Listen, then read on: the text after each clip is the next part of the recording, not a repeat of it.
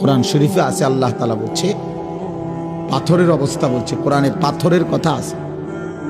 আল্লাহ তাআলা বলছে পাথর, কোরআনুল কারীমে স্পষ্ট আছে যে পাহাড়ের গা বেয়ে ঝর্ণার পানি পড়ে। আল্লাহ তাআলা বলেন এটা পাথরের কান্না। ওয়া ইন্না মিনাল হিজারাতি লামা ইয়াতাফাজ্জারু মিনহুল আনহার, পাহাড় ফেটে সেখান থেকে নহর প্রবাহিত হয় এই পাহাড়ের গা বেয়ে। ওয়া ইন্না মিনহা লামা ইয়াহবিতু মিন খাশিয়াতিল্লাহ, আল্লাহ বলছে অনেক পাথর আছে এমন পাহাড়ের উপরে যেগুলো আল্লাহর ভয়ে পাহাড়ের গা বেয়ে নিচে খসে পড়ে। পাহাড় পাথর। আর এই নাফরমান 30 বছরেও কোনো চেঞ্জ নেই, 60 বছরেও কোনো চেঞ্জ নেই। কেন? মানুষ এত শক্ত হবে কেন? মুসলমানের ঘরে জন্ম নিয়ে এত পাষাণ হবে কেন বলেন তো? মূল বিষয় হলো গাফেল।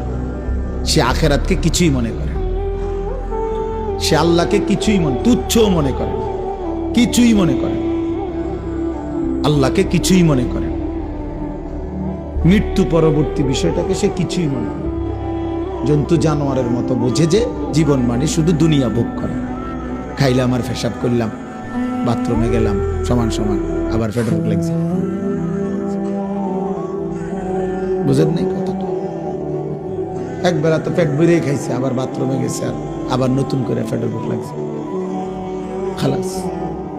জীবন মানে এতটুকু, উপভোগ। জীবন মানে শুধু ভোগ করা। এটা মূলত জানোয়ারের আখলাক, জন্তু জানোয়ারের স্বভাব। কাফের মুশরিকের স্বভাব।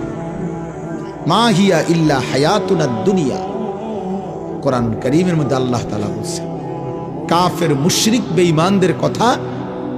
আল্লাহ বলেন বেঈমানের কথা হলো জীবন আর কিছুই নয়, শুধুই দুনিয়া। আল্লাহ বলছে এটা বেঈমানদের কথা। কোরআনুল কারীমের মধ্যে আছে যতবার নবীজি আখিরাতের কথা বলতেন মক্কার কাফেররা বলতো হাযা শাইউন আজীব, মুহাম্মদ এটা তো আশ্চর্য কথা।